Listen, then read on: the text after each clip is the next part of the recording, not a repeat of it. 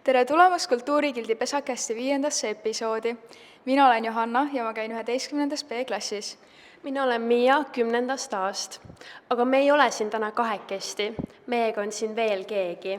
Palun tutvustage ennast. Tere, mina olen Tanel Veendre, olen siis kunstnik ja omanimelise kaubamärgi juht, disainer, väga aktiivselt, kirglikult kündnud mingit kunsti ja disaini valda mingi 20 aastat.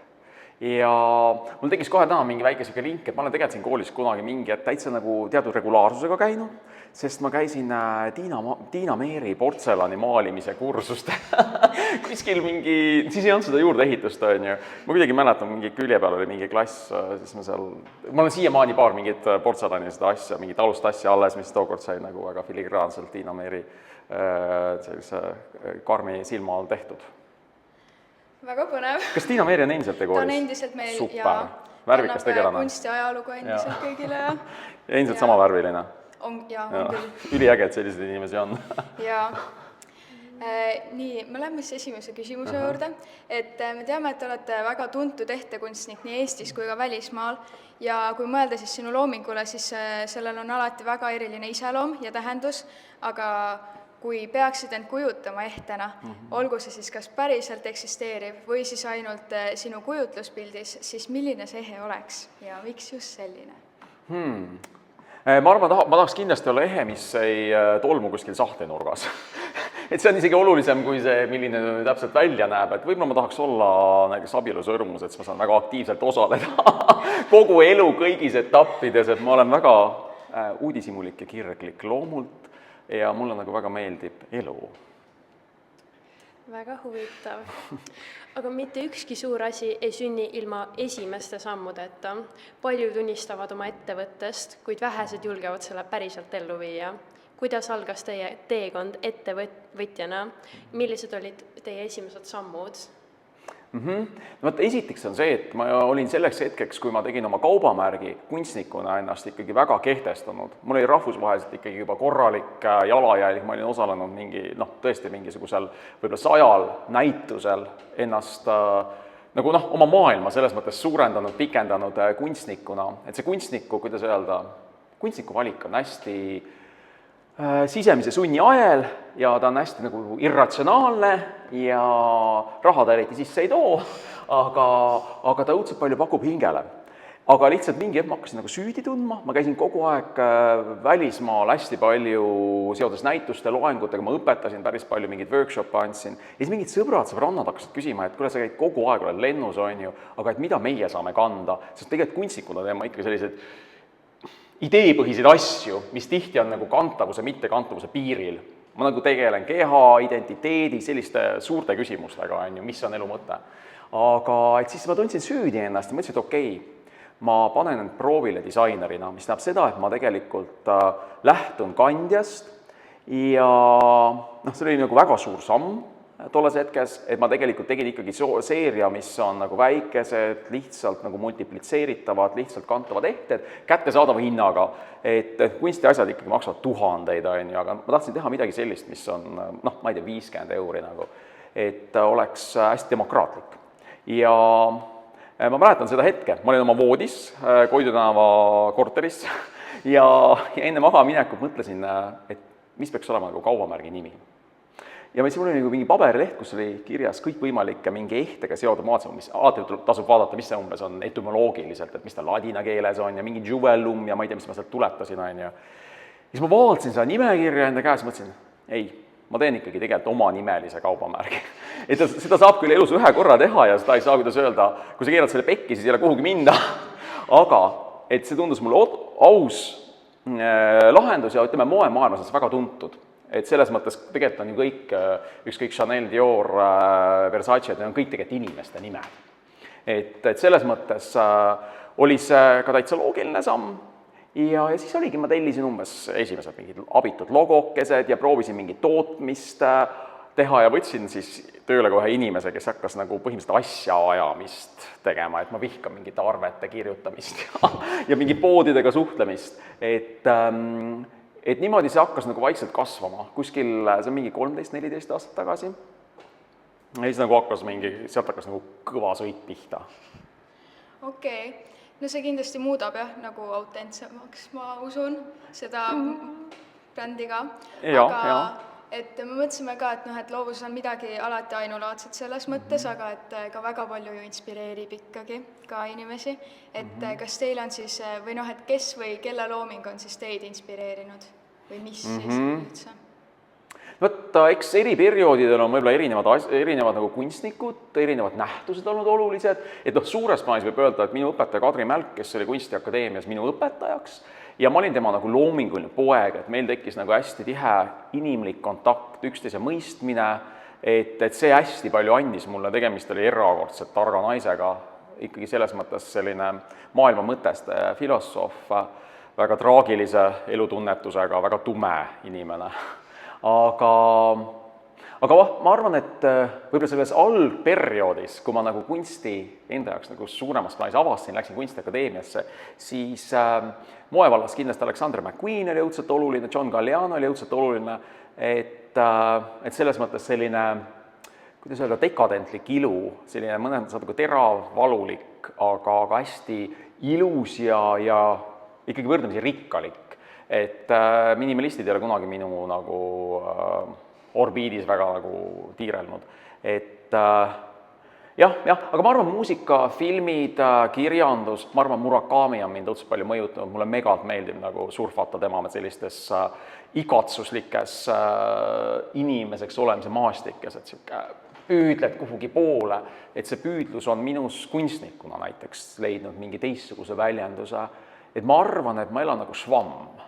Et ma käin ringi ja lihtsalt nagu imen endasse impulsse.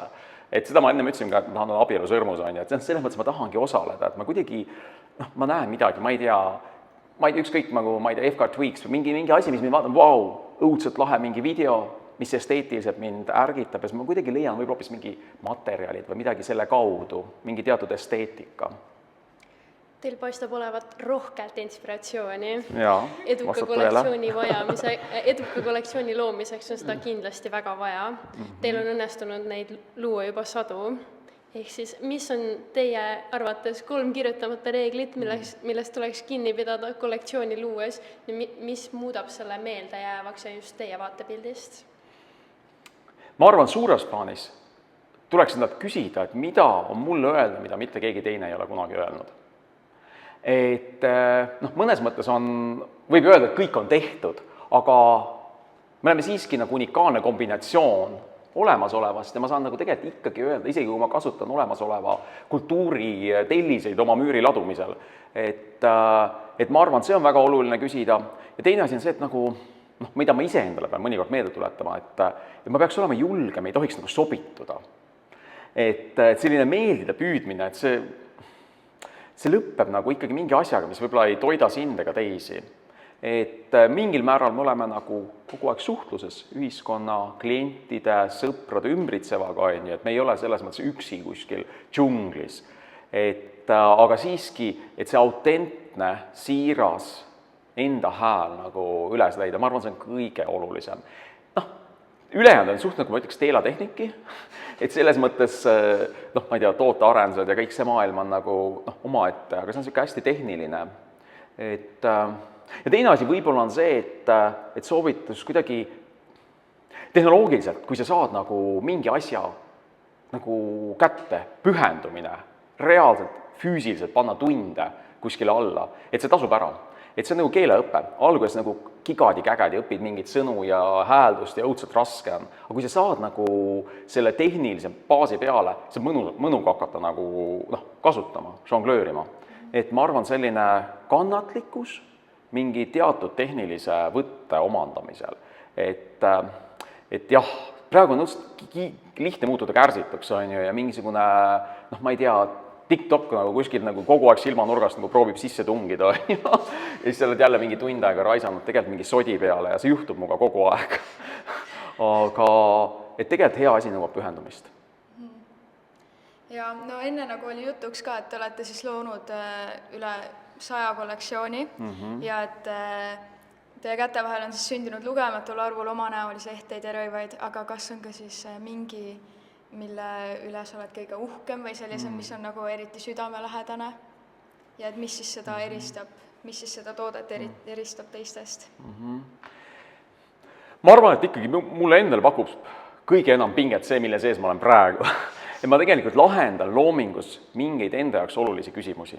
No selles mõttes tõesti, ma läbematult ootan kogu aeg, et ma saaks oma töökotta või ka arvuti taha tihti, mingi asi sünnib ikkagi arvutis ka, või joonistama või maalima, et see on see hetk, kus ma nagu tõesti olen nagu excited nagu, et selles mõttes ma ei ole väga nagu tahavaatav, ma nagu vaatan pigem nagu horisondi poole.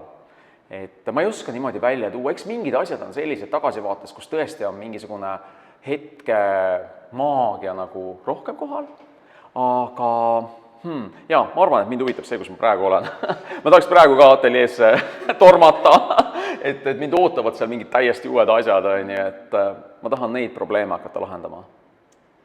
Väga huvitav, aga teie kui moelooja, mitte siis järgija, kõrvaltvaataja pildist, mis on see ajastu või trend, mis on sind eriti kõnetanud ja siis vastupidiselt ka, kas on midagi, mida sa moes üldse ei mõista, et miks selline asi üldse loodud on?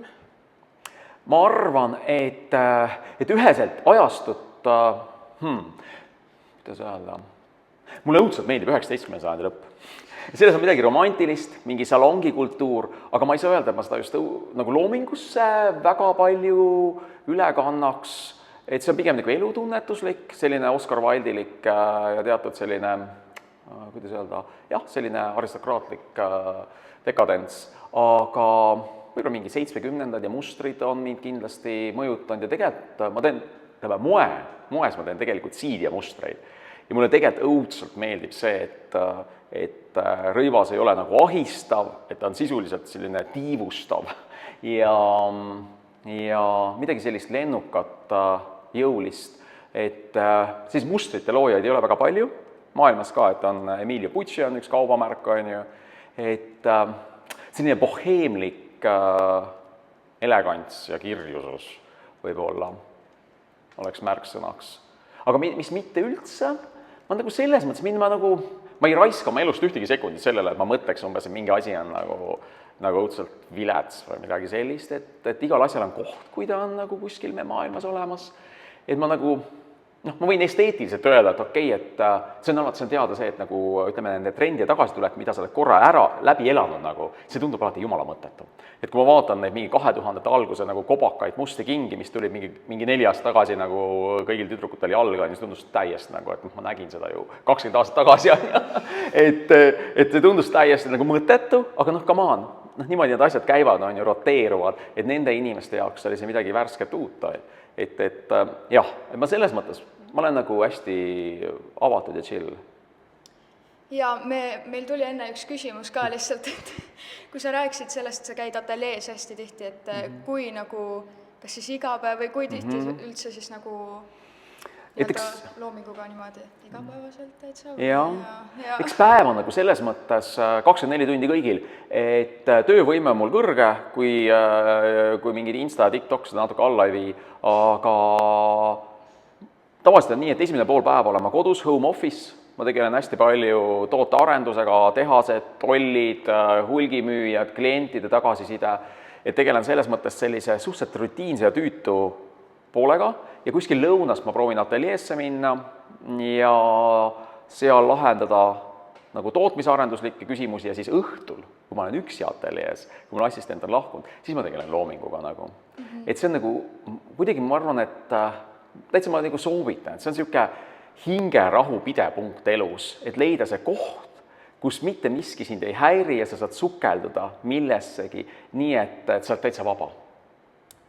Et ükskõik, kas see on muusika või mis iganes sind huvitab, sport, et mul on see nagu loomine, siis ma olen oma ateljee pingi taga seal ja mingi nokitsen sisuliselt ja see on nagu õudselt hinge avardav. See on nagu täielik teraapia. Et tavaliselt päev näeb mul selline välja. Kui mul on lastenädal, siis natsa nagu need õhtud ateljees on lühemad, siis ma ikkagi lähen koju ja proovin nagu möllata lastega ja leida neile mingeid tegevusi, et nende elu oleks huvitavam. ja siis lastega seoses veel küsimus, et kas te teete oma lastega koos ka kunsti ja kas teil on mingeid erilisi viise, et te nagu tunneksite ennast lähemal nendega ja nendega ühist aega veeta?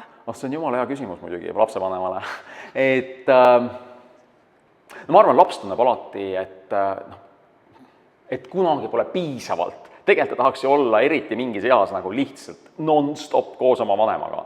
Et ta ei ole veel nagu, kuidas öelda, ta ei ole nagu vabanenud sellest vanema bondist, on ju, sõbrad ei ole veel nagu nii oluliseks saanud. Et siis see paneb nagu süüd tundma veits, aga ma arvan, looming on meil nagu õudselt hea koha peal kodus ja ma nagu, kuidas öelda, ma proovin mõelda, et mul ei ole mingeid ootusi selles mõttes, et las lapsed triivivad nagu, kuhu nende hing viib, et mina lihtsalt püüan luua nagu selle, seda jõesängi aidata nagu teha, aga mis iganes see suund on, aga igal juhul tüdrukul on tohutu huvi nagu käsitöö vastu, selles mõttes, et talle õudselt meeldib mingi heegeldada. Ma hakkasin mingi uue kollektsiooni asja tikkima. Ei, mis uue kollektsiooni, ma hakkasin Rahvariide bluusi suveks tegema. Mingi paar nädalat tagasi on ju. Hakkasin mingi tikkima meelespäid. Tüdruk tuli lihtsalt kõrvale, et anna talle ka tikkimise raami. Super asja hakkas tikkima. Lihtsalt nagu, ja poiss on tohutu detailne joonistaja. Et selles mõttes neil on hästi, ma näen, see kuidagi neid aitab ka, see on lapsel on ka vaja mingeid maandavaid tegevusi. Et ma proovin ekraanidest hoida ikkagi nii eemal kui võimalik, et see on, ma arvan, iga tänase lapsevanema kõige suurem nagu väljakutse.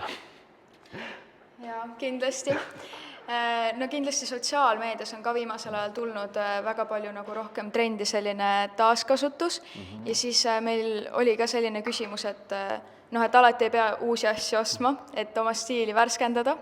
Ja et kas teil on jagada meiega mingid siis nippe, kuidas muuta enda stiili isikupärasemaks kodus leitavate asjade abil? Ma arvan, et aksessuaar üldiselt ongi nagu selles mõttes suhteliselt tänuväärne, et isegi kui on nagu, just nimelt suhteliselt neutraalne või selline easy nagu riietus, siis aksessuaariga saab seda alati nagu täiesti twistida nagu eri suundades on ju. Et ükskõik see võib olla mingisugune, ma ei tea, rätik juustes või mingi kaelaähe, et tegelikult kuidagi, ma tahaks õudselt julgustada loovust täiega, selles mõttes, et põhimõtteliselt kaelaäht saab ükskõik millest teha. Ja see on nagu äge statement, et selles mõttes, et sa võid nagu pliiatsist ka kaelaähte teha või selles mõttes või leiad mingisuguse ägeda, ma ei tea, asja loodusest. Et selles mõttes ta on ikkagi sihuke, kuidas öelda, nutikas, väike kontsentreeritud sõnumikandja. Et selles mõttes ma julgustan, see on just nimelt hästi kättesaadav ja lihtne nagu ja just nimelt do it yourself mingite tehnikatega ka, et põhimõtteliselt võib ise mingi, ma ei tea, liimist ja sulgedest saada mingi väga ägeda asja. Et võime kuskilt mingist mingi ehtekarbist miksida seal mingeid asju kokku, et ma arvan, et see ongi kõige lihtsam. Kas teil leidub kodus mõni lemmikehe või mingi toode siis, mis on teie enda nagu valmistatud siis mingitest kodus leiduvatest või spontaansetest esemetest, et mitte sihuke tavaline ehe, mida te valmistate? Tead, ma peaaegu, et tunnen isegi süüdi, mul väga ei ole selles mõttes, et kui ma ikkagi teen midagi, mul kuidagi tehnoloogia selles mõttes on käes, on ju, et ega ma ju väga tegelikult ei liimi, selles mõttes ma ikkagi leian nagu, ma teen küll ehteid endale ja elukaaslasele, aga need on tegelikult ikkagi pigem selles mõttes nagu üks fine asi, et kuna ma oskan seda, et umbes kui sa oskad laulda, sul on jube raske mööda laulda. Inimene, kes on jube hästi peab viisi, on ju, tal on tohutu väljakutse mängida mitte viisi pidavat inimest. Et mul mängib nagu see kätte, et võib-olla nagu riietuse osas ma olen nagu kindlasti selles mõttes, et ma saan oma mingid kuigi ma ei ole mingi õmbleja, et mul on tegelikult inimesed, et ma ei ole õppinud seda, et ütleme mingid püksid parajaks teha või midagi sellist, et ma kannan jumala palju mingeid sekkari asju, pintsakuid just näiteks, sest sellele nagu see number nii oluline, et pükse ma ei leia nagu kunagi, aga pintsakuid ma päris palju nagu, see on pigem nagu stiili küsimus. Peaaegu iga eduka inimese teekonnas on olnud hetki, kus ei lähe päris kõik plaanipäraselt. Et kas sul on olnud mõni nagu kõige raskem hetk, kus te mõtlete, et tõesti nüüd enam edasi ei saa hullemaks minna? Ma olen nagu väga sellise optimistliku ja edasivaatava hoiakuga mis on tõenäoliselt geneetiliselt kuidagi kaasasündinud, pluss nagu turvaline lapsepõlv, ma arvan. Et mul nagu mingeid väga musti auke ei ole. Muidugi on mingid unetuid õhtuid, kus mingisugune apsakas kuidagi õudselt rummeldab peas ja ütleme, praegu näiteks on firmal raha mõttes jumala raske. Praegu ikkagi majanduse nagu madal seis täiega annab tunda, et ma olen pidanud ikkagi, meil on vähem inimesi tööl ja mul on nagu tootearenduseks vähem raha, et praegu on iseenesest jumala raske selles mõttes ja see tõesti natsa paneb mul higipullid nagu otsa, et mõnel õhtul ja siis ei saa neid mõtteid ära, aga ma arvan, see ei ole nagu kuidagi suures plaanis nagu mind kõigutav. Ja ma arvan, kui sa tunned hinges, et sul on ümber nagu toredad inimesed ja sul on õnn tegeleda asjadega, mis sind päriselt huvitavad elus, siis kõik see nagu sellised kukkumised kuidagi kahvatuvad selle kõrval. Ja ma arvan lihtsalt tõesti, see on jälle mingi siuke kind of nõuande stiilis, et kui sa leiad selle, mis sind päriselt nagu kuidagi trigerdab ja annab sulle mingit elujõud, ükskõik kas see on mingi kokkamine, muusika, sport, mis iganes, et see aitab üks hetkes hästi palju. Et mul nagu ei ole olnud nagu väga musti auke. Aga kas vahel on tekkinud tunne, et peab suunda muutma või näiteks kui praegu teete ehteid, siis plaaninud liikuda mööbli või ruumidisainile? Ja iseenesest see on jumala asjalik küsimus. Eks selles mõttes ma olen olnud kõva suunamuutja anyway, on ju. Ma suhteliselt rutiinivabalt hoian elu ohjas, et sellise ehtekunstniku tausta pealt olen ma tegelikult läinud nagu sujuvalt põhimõtteliselt moodi, väga suured moekollektsioonid on iga-aastaselt, ma olen portsalani teinud, ma olen hõbelusikaid teinud, et rääkimata kõikvõimalikest, ma ei tea, ruumiprojektidest ja ma tegelikult ju pildistan jumala palju, teen videot, sotsiaalmeedia, turundus mind täiega huvitab, et mul on neid valdkondi nii palju. Ma pigem mõtlen, mul on aeg-ajalt see, ma pean või õpetamine on ju, ma olin Kunstiakadeemias päris pikalt, väga tihedalt tegelesin noorte õpetamisega. Et ma pigem pean tegelema sellega, et neid maha lõigata, mitte nagu juurde otsida, kuigi ma ikkagi mingi materjalide asjadega, mul praegu on mingi vihmakeebid, on ju, mul mingisugune 1000 meetrit kangast on minu poole praegu teel, on ju, kuskilt Hiina tehasest, mis on minu mingite printide ja jooniste järgi valmistatud. Et ikkagi ma võtan ette, ma arvan, et see on selline thrill of life ka, et põhimõtteliselt see on nagu gambling, et ma nagu, mulle tundub, et risk hoiab mul nagu sellise elujõu ja adrenaliini nagu üleval. Aga kas sul vahepeal on nagu siis peale mingi kollektsiooni tegemist ka selline tunne, et oleks võinud midagi muuta või pigem see on selline, et tegin ära ja ongi perfektne? Ei, perfektne, nagu seda tunnet mul nagu eriti, seda tunnet ei ole kunagi. Jällegi, ma ei vaata nagu tagasi. Ma selles mõttes niikuinii ma juba tavaliselt, kui ma teen kollektsiooni, mu jaoks on õudselt probleem nagu see, et ma nagu ei hüppaks juba järgmiseid asju tegema ja ma pean tegelikult lõpetama ära nagu mingi asja, et selles mõttes mu niikuinii mõte on järgmiste teemade juures, kus ma tegelikult saan kõik oma eelmised vead või tegemata jätmised nagu ära parandada. Et selles mõttes kunstniku elukutse on jube hea, et sul on kogu aeg võimalus end uuesti üle kirjutada. Et selles mõttes jälle, ma ei takerdu nagu varasemasse ja ma ei ole nagu siuke eriline nagu eneseimetleja ka, et ma nagu õudselt, see on, ma arvan, ka õudselt pidurdav. Ma selles mõttes näen, et okei, ma tegelikult täna suudaks palju paremini teha kui eile ja ma hakkan tegema. No me enne natuke rääkisime sellest ka, aga et peale võib-olla siis sellise kunstnikutöö, et millega te muidu vabal ajal siis tegelete? Vaata, eks mu õnn on see, et mul ongi elukutse on hobi suurel määral. Et ma saan tegeleda asjadega, mis mind rõõmustavad. Ma mõtlen, mis on nagu päris sobiv. Õhtuti ma vaatan ikkagi, tegelikult ma natuke laen maha, ma proovin mingi 10 paiku töö ära lõpetada ja siis ma ikkagi vaatan mingit asja nagu Netflixist, mingit true crime'i, et väga nagu tervendama vaadata kuskile mingi saarimõrvari pähe. Õhtul, et see kuidagi tõmbab lahti mingitest, võib-olla mingitest kohustustest.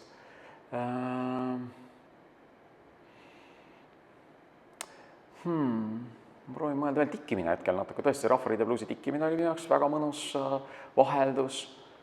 Mul on kodus klaver, ma iga nädal mingi korra-paar eksin klaveri taha, mulle väga meeldib seal nagu lihtsalt klimberdada end tühjaks. Pühapäeviti on mul koorilaul 3 tundi. Laulame Vikerlasses, õpin laulupeo repertuaari, õudselt meeldib. Ma arvan, oma häälega tegelemine on ka täielik teraapia. Kui pärast lähen koju, siis ma tahaks nagu mingi kõva häälega mingi lõõritada. Et ta nagu vabastab täiega hääle. Iga hommiku teen ma oma harjutusi, 5 tiibetlast, super, lükkab nagu energia käima, iga hommik, täiega soovitus. Et kui te nüüd peaksite kokkamine, Okay. jah. See on üks suur asi, kokkamine. Ma olen ja mingi megat küpsetan ja keedan. Okei, siis mis on teie lemmikasi, mida kokata? Mida kokata või? Täna tahan teha lastele mingi mõnusaid kukisid, on ju, šokolaadi tükkidega, et see on niisugune lapsevanema rõõm, aga ma tegin just mingi dinneri sõpradele, kus ma tegin üle pika aja nagu ise borš ja ma küpsetan sinna juurde, on ju, mingid mõnusad sepikud ja siis magustatuseks tegin lemon cardi mingi koogi, tegin ise seda lemon cardi, on ju, et pirukad, ma arvan, on nagu niisugune asi, mida ma kõige rohkem teen. Kõik võimalikud erinevad pirukad, et magusad, soolased, eriti soolased. Aga nüüd siis küsimus, et kui te peaksite siia ellu uuesti sündima ja uuesti alustama ja moe loomine ja niisugune loominguline tegevus ei oleks enam karjäärivalikus, siis millega te tegeleksite? Noh, vaata, kui ma sünniksin samasuguse inimesena, nagu ma täna olen, siis mul ikkagi ei ole nagu teisi valikuid. Aga kui ma oleks veidikene teistsugune, siis ma arvan ajalugu. Et tegelikult ma käisin pärast keskkooli lõppu Tartus ajalugu vaatamas lahtistuste päevadel, see oli mul täitsa tõsine, huvitav valik ja siiamaani ma väga palju kuulen ajaloo podcast'e, megalt huvitab nagu Rooma riigi allakäik ja muud ajaloolised sellised palju muutnud etapid ja isikud. Psühholoogia oli mingi teema, aga see vist on kõigil keskkooli lõpus.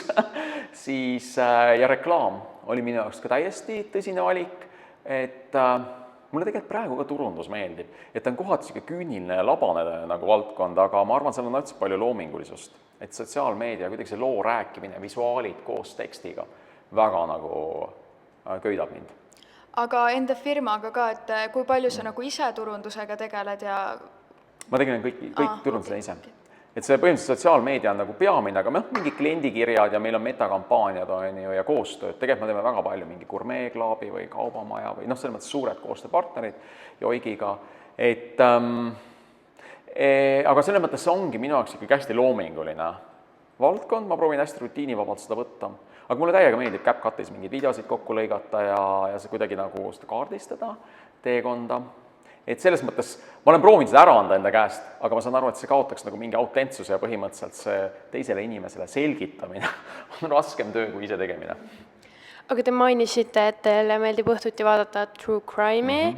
Kas te ei kaaluks näiteks juristiks või mingi õigusteaduse teemadele? Ma mõtlesin, selle jätkub niimoodi, et kas te ei kaaluks saarimõrvariks saamist?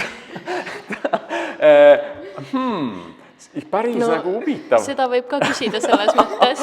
Jaa, et meil on nagu, ütleme nii, et see saarimõrvari valdkond on suhteliselt katmata, sa mõtled seda, et see peaks nagu Eestis peaks ruumi olema, aga juristiks, tead, huvitaval kombel ma olen huvitaval ja võib-olla isegi mõnikord ka õnnetul kombel olema läbi mingite elujuhtumite kokku puutunud selle valdkonnaga, tegelikult mulle mõtteloogika väga meeldib.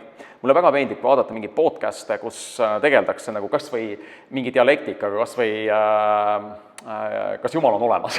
Küsimus ja siis 2 tüüpi, kes on väga targad ja väga head väitlejad, siis on nagu vaidlevad sel teemal, õudselt mind köidab. Et selles mõttes selline argumenteeritud ja tarkusel faktidel põhinev empaatiline vaidlus. Et selles mõttes, ja vaatades juristide sissetulekuid, siis võiks see täitsa olla mingi optsioon, aga ma arvan, ma olen natuke liiga värviline selleks. Ehk siis olete huvitatud vaidlustest, aga ei ole kaalunud veel sarimõrvariks saada? No vaatavad, sarimõrvari vaidle muidugi. Ta lihtsalt teeb, aga eks vaidluskunsti saab arendada muidugi elukaaslase lastega. Et see on muidugi tööpõld, mis ma arvan meil kõigil tuleb kasuks. Aga ei, ma arvan, ma olen samas õudselt nagu chill ja ma ma arvan, ma tahaks vähemalt, ma vähemalt loodan, et ma olen selles mõttes ikka empaatiline vaidleja, et ma väga hea meelega nendin, et ma eksisin. See on väga hea omadus. Aga nüüd siis peaaegu et viimane küsimus. Kuidas kulgeb üks päev loomeinimese elus ja kas teie päevad on alati samasugused, kas sa teed samu asju või on teil kindel rutiin või siis pigem kaootiline? Ja seal ikkagi on teatud rütm olemas. Ma enne pilksamisi mainisin, et ma alustan iga hommikut võimlemuse ja kombutšaga, siis mul on nagu see, et ma enne 12 midagi ei söö, ma siia vahetult siia tulekut sõin. Kas te teete ise kombutšat või? Jah, ise teen. Jah, mul on see seen vapralt elab seal juba mingisugune 7. või 8. aasta ja joon hästi palju teed, kuidagi puhastan, ma tõesti tegelen nagu selles mõttes kehaga, aga see ei ole mul mingisugune meeletu challenge ja ma tunnen, et õudselt hea, kui sellised kasulikud harjumused muutuvad nagu hästi, nii et sa ei märka neid. Siis nats tegelen loomadega, on ju, kass ja koer on mul, siis elukaaslane läheb tavaliselt koeraga pikemale tiirule, siis ja lapsed lähevad kooli, on ju, siis ma sukeldan arvuti taha, kus tuleb tegeleda sellise, ma ütlen tihti, nagu sa ütlesid, palju sotsiaalpornot jookseb sisse, et lõpuks tuleb tegeleda ka mingi umbes korteriühiste asjadega või mingi asi, ma ei tea, kuskil vesi voolab kuskilt nurgast sisse, sellise asjaga ja ma ei tea, või autoremondi või ratta õlitamisega. Et kuidagi ma proovin need tüütud asjad saada ära ja lõuna tavaliselt ongi kohtumised, ma kohtun oma tiimiga, me vaatame üle nagu, mis umbes metas jookseb, kas klientidelt on mingisugust tagasisidet, mille peame kiiresti reageerima, umbes mingite poodide väljapanekud, millega tuleb tegeleda, mingeid arveid esitada, tolliga tegeleda, et sellist firma käimas olevat. Ja ütleme kogu aeg, mul tuleb ikka õudselt suur meilikäive, õudselt palju tuleb sisse mingeid küsimusi, kuskilt mingid välismaalt päris palju mingeid requeste, nagu pilte tahetakse või täna hommikul ma mingi Hollandi ajakirjanik tahtis teada, mis on, ma kasutan mingi rekonstrueeritud kivi. Ta palus mult nagu mingid mini-intervjuud sel teemal, et ta teeb raamatut materjalidest, et see on nagu kogu aeg, ma olen hästi aktiivne, hästi nähtav nagu mitmel tasandil ja siis lendab õudselt palju sisse ja ma tahan alati teha kõik asjad kohe ära. Et ma ei jäta nagu midagi, et ma olen kuidagi õppinud seda, et tavaliselt on see, mida hõivatum on inimene, seda kiiremini ta vastab sulle.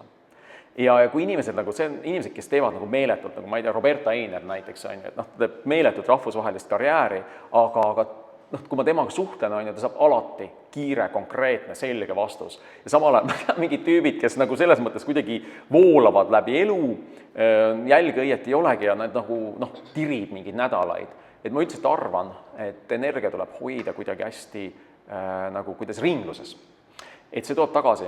Ja see õhtu on edasi lähen, on nagu stuudio ja selline möllamine materjalides, hands on.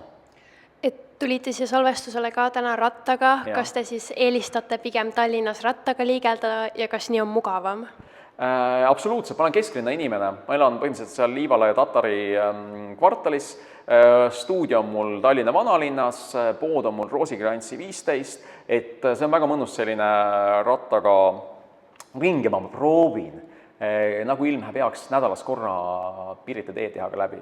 Ja ma proovin sealt teha mingi haagi ja minna siis nagu Piritani välja, et see Tallinna avatus merele, see panoraam, see on kuidagi ikkagi väga hinge paitav hetk päevas, istuda korra nagu seal, vaadata mingit luiki.